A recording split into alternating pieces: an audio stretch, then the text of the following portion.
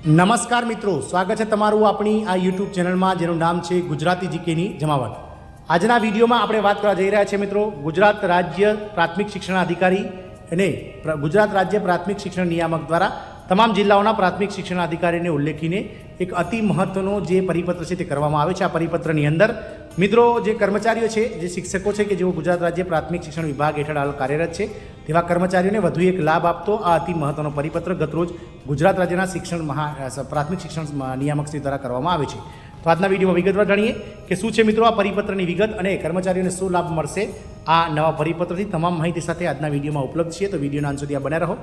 જો ચેનલમાં તમે નવા હશો તો અમારી ચેનલને સબસ્ક્રાઇબ કરો, બાજુમાં રહેલું બેલ આઇકોન દબાવી ઓલ નોટિફિકેશન ઓન કરો, જેથી કરીને ચેનલ પર મૂકવામાં આવતા ભરતીઓના નોટિફિકેશન, ભરતીઓના પરિણામ અને આવા પરિપત્રો તમને સરળતાથી ચેનલના માધ્યમથી ઉપલબ્ધ થઈ જાય। તો મિત્રો પ્રાથમિક શિક્ષણ નિયામકની કચેરી ગાંધીનગર ખાતે દ્વારા તમામ જિલ્લા પ્રાથમિક શિક્ષણ અધિકારીઓને ઉલ્લેખીને ગુજરાત રાજ્ય પ્રાથમિક નિયામક દ્વારા અતિ મહત્વનો પરિપત્ર કરવામાં આવે છે, જેનો વિષય છે કે કોવિડ-19 એટલે કે કોરોના સમયના સંક્રમણને કારણે અવસાન પામેલ કર્મચારીના આશ્રિત કુટુંબને 25 લાખની સહાય ચૂકવવા બાબતનો આ અતિ મહત્વનો પરિપત્ર છે, જેમાં મિત્રો મહેસૂલ વિભાગનો તારીખ 26 જુલાઈ 2024નો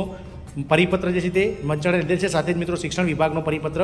21 ઓગસ્ટ 2024નો જે છે તે વંચાણે લીધેલ છે। મિત્રો વાત કરીએ તો ઉપરોક્ત વિશેષ પરત્વે જણાવવાનું કે મહેસૂલ વિભાગના સંદર્ભ 1ના પરિપત્ર આપેલ સૂચના અન્વયે શિક્ષણ વિભાગના સંદર્ભ 2ના પત્રથી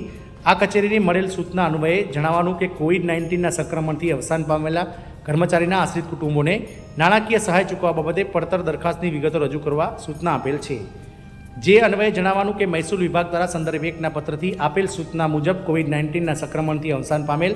કર્મચારીના આશ્રિત કુટુંબને નાણાકીય સહાય ચૂકવવા બાબતે સામાન્ય વહીવટ વિભાગના તારીખ 8/4/2020 અને તારીખ 3/8/2021ના ઠરાવથી નિયત કરેલ જોગવાઈઓ પરિપૂર્ણ કરતી દરખાસ્ત તમામ આધાર પુરાવા સહિત તારીખ 5/9/2024 પહેલાં આ કચેરીને ઈ સરકારના માધ્યમથી મળી જાય તે માટે સુનિશ્ચિત કરવા માટે જણાવવામાં આવે છે,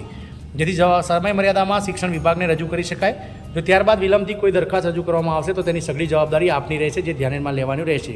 આ મિત્રો તમામ કર્મચારીઓ કે જેઓનું કોવિડ-19માં અવસાન થયું હતું તેવા તમામ કર્મચારી અને પ્રાથમિક શિક્ષણ વિભાગમાં નોકરી કરતા તમામ શિક્ષકો અને વહીવટી સ્ટાફ તમામ માટે મિત્રો કોરોના સમયે જે 25 લાખ સરકારે સહાય જાહેર કરી હતી તે આપવા બાબતનો અતિ મહત્વનો પરિપત્ર ગતરોજ ગુજરાત રાજ્ય શિક્ષણ પ્રાથમિક શિક્ષણ નિયામક દ્વારા કરવામાં આવે છે। જય હિન્દ, અસ્તુ।